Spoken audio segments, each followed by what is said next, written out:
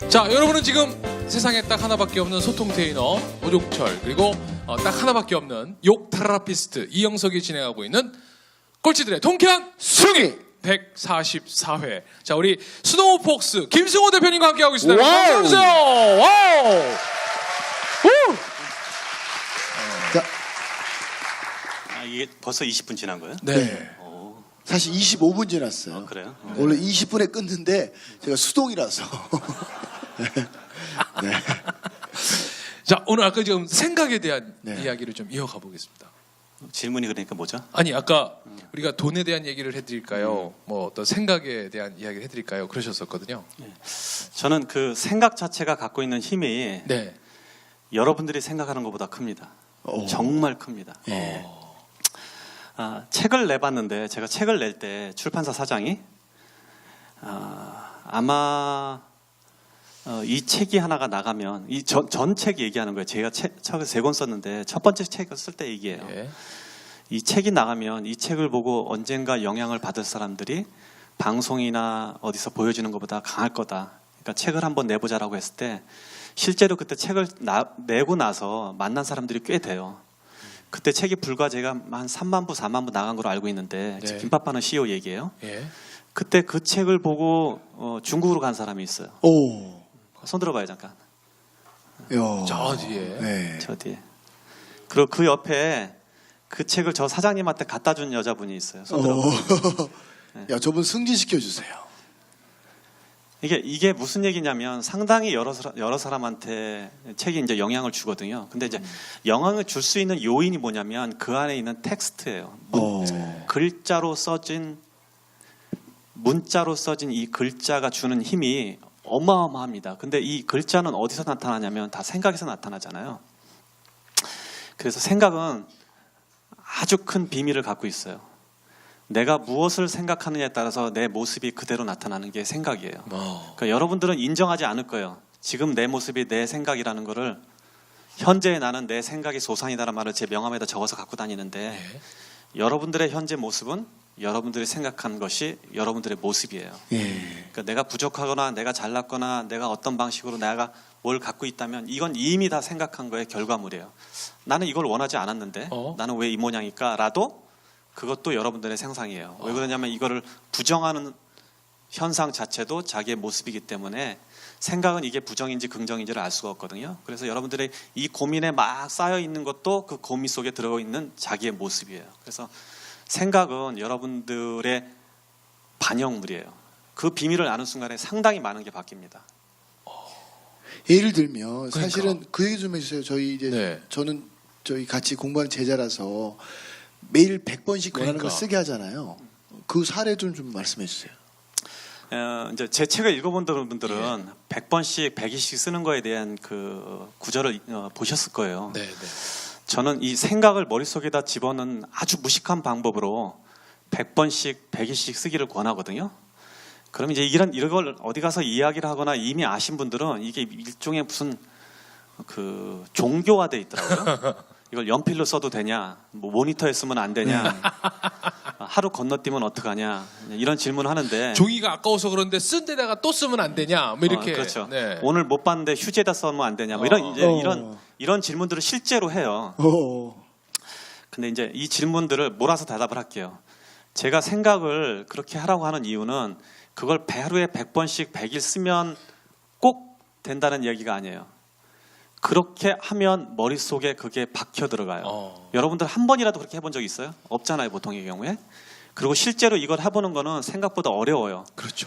저는 이게 제 일종의 신앙같이 매번 이 방법을 쓰는데도 불구하고 인생에 7번밖에 못 썼어요. 되게 힘든 일이에요. 100번씩 100일 쓴다는 게. 문제는 근데 내가 어떤 목표를 갖고 100번씩 100일을 쓰더라도 혹은 쓰다가 포기하더라도 그만한 가치가 있어요.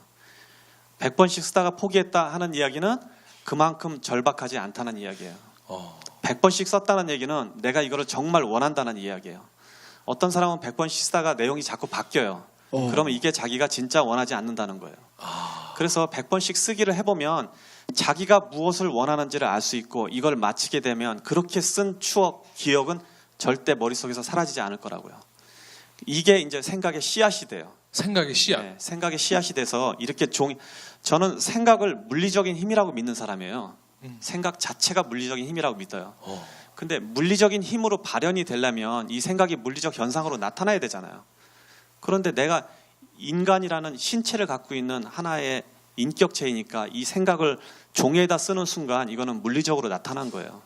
그래서 이걸 계속 지속적으로 보유한 동안에는 이 생각은 자라서 여러분들한테 현실이 될 거예요. 그러니까 저는 이거를 19살 때부터 이 방식을 배워서 지금까지도 하고 있는데 지금까지 한 결과물이 전 거예요, 결국은. 네. 그러면 처음에 19살 때 그러니까. 이거를 어떤 분이 가르쳐 주신 거예요? 아니면 대표님 스스로? 가리킨 건 아니고 네. 저 여러분 그 흔한 많이 유명한 책 중에 왜 시크릿이라는 책 있죠? 네. 저는 그 책을 보고 깜짝 놀란 게 거기 있는 게 다 내 얘기더라고요. 네, 맞아요. 저는 실제로 주차장에 들어가기 전에 파킹장에 자리가 없으면 들어가기 전에 상상하고 가거든요. 내 자리 비워놓으라고. 그리고 그냥 그 자리로 가는 사람이에요. 근데 이거를 배우게 된 계기는 사실은 미국에 가고 결혼을 하려고 했기 때문에 그런 거예요. 저는 그 중학교 2학년짜리 여자애를 좋아하는 바람에 걔가 고등학교 졸업하던 날 네. 장인어른 찾아간 사람이에요. 왜냐하면 미국 가면 미국 여자랑 결혼한 줄 알았어요. 근데 저는 미국 여자에 대해서 그 여자적인 그 느낌이 안 들거든요, 지금도. 그래서 미국 여자랑 결혼하기 싫어서 아내감을 데리고 가려고 대학교 때 이제 이민 수속을 할 때 그때부터 그런 버릇이 있었던 거예요. 나는 저 여자하고 결혼한다고. 그래서 계속 그렇게 되뇌이다가 졸업하는 날 찾아가서 그 여자한테 결혼하자고 청했고, 뭐 그 집안 난리 났고. 그런데 이제 다행히 큰 언니가 네. 뭐에 씌웠는지 저 남자하고 자기 동생을 결혼해야지 뭐 나중에 무슨 제목감이다 어쩌다 이렇게 해서 어머. 장인어른을 설득하는 바람에 그 여자하고 지금 결혼해서 살고 있어요. 박수 한번 주세요. 아니 어쩌면 그게 그러면- 그러면 19살 때 네. 그때 그러면 난 저 여자랑 결혼한다도 이렇게 쓰셨던 거예요? 네, 그렇게 했죠. 그리고 미국 갈 때도 제가 사실은 미국에 그 비자가 나올 상황이 아니었기 때문에 네. 미국 갈 때도 그런 방식을 썼고 또 이게 이제 우연히 두 개가 다 맞고 난 다음부터는 매번 그런 방식을 했어요. 그때는 이제 직접 쓴 적은 않았고 와. 머릿속에 꾸준히 이걸 되뇌이는 방식으로 했었어요. 그래서 이제 뭐 어떤 사업체를 내가 사고 싶다. 저는 미국 가자마자 바로 저희 아버님이 일하던 가게 주인이 뭐 아들이 왔으니까 뭐 분납으로 가게 매장을 하나 인수하라는 바람에 그 다음 날부터 둘이 아버지랑 동업을 해서 사업을 시작했던 사람이라서 평생에 한 번도 월급을 안 받아봤어요. 그러니까 평생 사장한 사람이에요. 근데 그 무언가를 갖고 싶으면 그때부터 어떤 사업체가 갖고 싶으면 그냥 그 사업체 주차장에 가서 나는 저거 내 거다 하고 100번씩 하고 집으로 간 사람이에요. 그러면 어느 날 거기서 일하는 애가 나 찾아가고 우리 회사 문 닫았대, 은행에 넘어갔대. 그러면 은행 찾아가서 나 주시오. 그러면은 그래 네가 해라. 이런 식이에요 매번. 그러니까 사업체를 인수할 때마다 한 번도 돈을 들여본 적이 없어요. 네. 근데 이상하잖아요. 그럼 7번은 왜 실패했냐? 내가 갖고 싶은 거하고 그걸 가졌을 때하고 가치가 다르더라고요. 예를 들면 어떤 건가요? 예를 들면 그게 망할 비즈니스를 인수했다든지 어쩔 수 없는 상황이 일어난 경우가 꽤 많았어요. 나중에는 이게 내가 갖고 싶은 거하고 내가 행복하고 하고는 다르다는 걸 알았어요. 그래서 그 다음부터는 쓸 때 굉장히 조심을 해요. 저는 이게 분명히 이루어질 걸 알기 때문에 이거를 쓰면 내가 행복할까? 라를 고민하고 써요. 그 다음부터는. 그러면 대표님 그렇게 생각하고 쓰는 자체는 긍정적인 사람들이잖아요. 근데 또 부정적인 사람들도 많이 있으시잖아요. 부정적인 사람들이 이렇게 긍정으로 바뀔 수 있다고 생각하세요? 아니면 긍정적인 사람들은 바뀌려면 어떤 계기가 있어야 된다고 생각하세요? 그게 만약에 목표의 입장에서 본다 그러면 이 목표가 네. 나한테 행복한 거냐고 상상을 해서 행복한 거면 사람은 긍정적으로 바뀌죠. 그래서 목표를 쓸 때 네. 물론 목표 중에 뭘 써도 저는 된다고 믿어요. 네. 그렇지만 이게 행복한 거냐고 생각하고 쓰면 사실은 하기가 쉬워지거든요. 내가 그걸 상상할 때마다 행복하니까. 네. 그래서 목표는 마치 소원 뭐 램프의 요정이 나와서 소원 들어줄 때 자기가 행복한 걸 말하듯이 그냥 행복한 걸 쓰면 돼요. 그럼 요즘은 김수호 마스터께서는 어떤 걸 좀 쓰고 계시고 어떤 걸 좀 바라고 계시는지 여쭤봐도 될까요? 네, 제거 상자 좀 줄래요? 노트. 마치 무슨 질문이 준비돼 있었던 것처럼. 짰어. 보라색 노트 있어요. 짰어. 와, 드디어 이 네, 비책이 비밀의 노트를 비책이 공개됩니다, 여러분. 자, 오, 제가 전에는 이거를 명함 뒤에다가 한 20개, 많게는 24개씩 적었어요. 그냥 적으면 되니까 쉽더라고요, 생각보다. 이게 적어서 1년 정도 들여다보면 그 중에 한 3분의 2는 됐었어요. 그 다음에는 3분의 1은 빼버리고 또 나머지 적는 거예요. 굉장히 정말 구질구질한 것까지 다 적었었어요. 뭐 무슨 차 어떤 걸 갖고 싶다, 뭐 어디에 뭘 갖고 싶다, 정말 별걸 다 적었는데 이걸 한 30년쯤 하고 나니까 이렇게 하다 보면 이것도 이제 노하우가 생겨서 이걸 가지면 행복할까 아닐까가 결정이 좀 되더라고요. 그래도 여전히 사적인 목표들이 많이 들어가요. 그리고 사업에 관한 게 많은데 그럴 수밖에 없는 게 아까 이야기한 대로 내가 좋은 남편이 되겠다. 그거는 내가 좋은 남편인지 아닌지는 와이프가 결정하지 내가 그렇죠. 결정하는 게 아니거든요. 네. 그래서 그런 거는 잘 안 쓰고 지금은 이제 아직도 사업적인 걸 많이 쓰는데 일단 첫 번째 게 이게 있습니다. 가족과 직원 주변인 100명을 100만장자로 만든다. 지금 제가 보니까 한 30명쯤 만든 것 같아요. 그리고 회사의 연간 매출 목표 1조 원을 달성한다. 100만 부 베스트셀러 책을 집필한다. 미국에서 400대 부자 안에 들어간다. 연간 개인 수입 1000억을 번다. 이렇게 적어놨어요. 그리고 이게 밑에 5가지 목표예요. 그리고 2가지는 네. 사실은 되든 안 되든 이게 기록으로 평가받을 수 있는 건 아닌데 가족, 친지, 친구들에게 사랑받는 사람이 된다. 거래처, 동업자, 경쟁자, 직원들에게 존경받는 기업인이 된다. 그래서 이 2가지를 그러니까 항상 인지하려고 이걸 2개 써놨어요. 박수 한번 좀 부탁드리겠습니다. 오.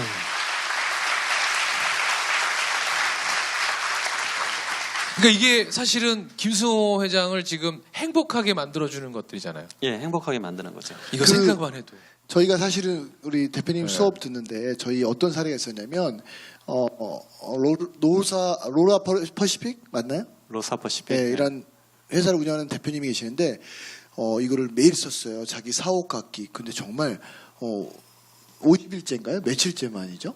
제가 기억이 안 나는데 46일째 쓰다가 그만뒀는데 네. 그리고 얼마 있다가 다시 쓰기 시작해서 그걸 합해서 한 100일이 됐을 때 72억짜리 70억짜리 사옥을 샀어요. 당신은 생각지도 못했던 것 같아요. 네. 그리고 제가 그때 말씀해 주셨는데 그 건물이 주인이 절대 팔 일 없다고. 그러니까. 야 말도 안 돼서 너한테 나 팔 일 없어. 그랬는데 정말 그 쓰고 나서 그 주인이 찾아와서 사달라고.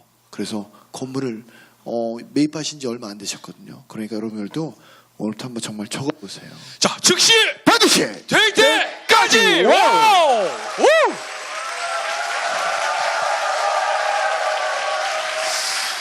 그러면 저희 이제 꼴통쇼에 나오는 마스터들에게 꼭 드리는 질문인데 예. 김승호 대표님에게 삶의 중요한 단어 5가지를 여쭌다면 네. 뭐가 있을까요? 아까도 제가 그 질문 옆에서 하는 네. 거 보고 5가지를 생각하려고 그러는데 이게 네. 마땅하게 떠오르지가 않더라고요. 다행이네요. 그럼 생각나시는 것만 말씀해 주셔도 돼요. 네. 저는 일단 네. 스스로 결정한 권리에 대해서 문장으로 표현하기 좀 애매한데 좋습니다. 단어라고 그러는데 네. 스스로 결정할 권리니까 그거를 이게 지금 갑자기 그냥 권리라고 할까요?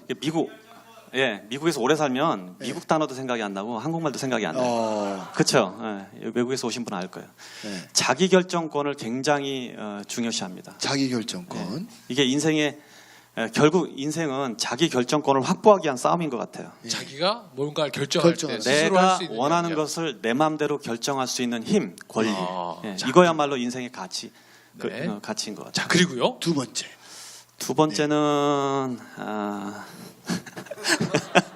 이번엔 무슨 색깔 노트를 달까요? 노란색 주세요. 뭉치를 다 줘요. 네. 그냥 가방을 통째로 올려. 네. 이번에 또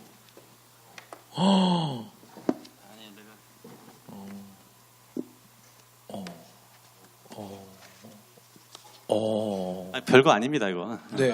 정말 제가 봤는데요. 별거 아닙니다. 네. 어이구, 이건 별건데. 어머. 이건 별건데. 네. 왜냐하면 이렇게 네. 5가지를 생각해 본 적도 없고 네.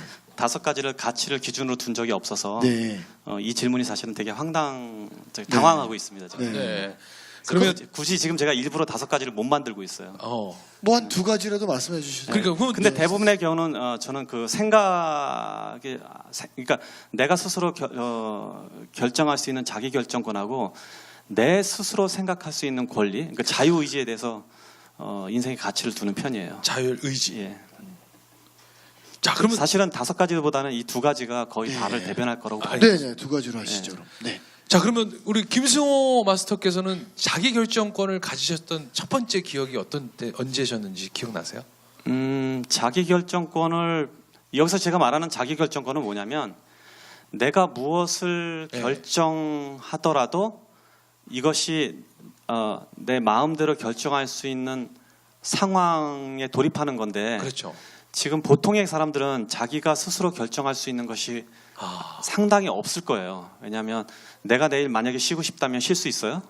내일은 일요일이구나. 내일은 쉴 수 있을 네, 수 쉴 수 있어요. 있습니다. 내일은 쉴수 일요일이니까요. 있어요. 네. 근데 일요일 날 또 출근하시는 분들은 또 네. 있으니까. 일요일 날 출근하고 싶지 않다. 할 수 있어요? 아니면 일주일 휴가 가고 싶다. 할 수 있어요? 여러분 하실 수 있는 분, 네, 두 분은 아주 해맑게 웃고 계세요. 휴가 계획이 있는 거죠? 아니에요? 아니, 저분들은 계속 쉬고 계신 계속 그냥 저분들은 뭐, 계속 쉬고 계신 분들이세요. 네. 그러니까 내가 무엇을 결정할 수 있는 권리를 확보해 나가는 것이 삶의 그 사람의 성공의 척도로 보여요, 저는. 그러니까 이게 돈이 많아도 이 자기 결정권이 없는 사람들이 있어요. 그렇죠. 돈의 크기는 아니에요. 예, 얼마나 자기 결정권을 많이 확보했냐, 이게 이제 그 사람의 성공의 기준으로 보여져요. 근데 예를 들어 회사에 이렇게 근무하신 분들은 자기가 결정할 수 없잖아요. 휴무나 네. 이런 것들. 물론 연차나 월차를 쓸 수 있겠지만 대표님이 지금 말씀하신 거 어떻게 보면 자영업자나 사업하는 사람들 예, 얘기 같죠. 사업하시면 가능하지만 밑에 있는 분들은 어떻게 해야 되나요? 물론 그래요. 그거는 당연한 이야기인데 그렇더라도 자기 결정권을 많이 확보할 수가 있어요.